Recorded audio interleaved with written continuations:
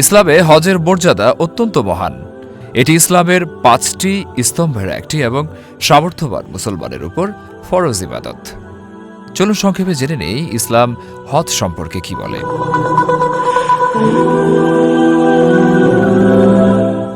পবিত্র কোরআনে আল্লাহ তাআলা বলেন, যার সামর্থ্য আছে তার উপর আল্লাহর জন্য কাবা ঘরের হজ করা ফরজ।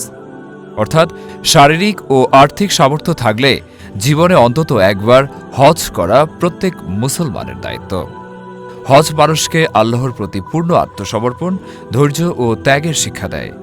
পৃথিবীর বিভিন্ন দেশের লাখো মুসলিম একই পোশাকে একত্রিত হয়ে প্রমাণ করে ইসলামে সবাই সমান।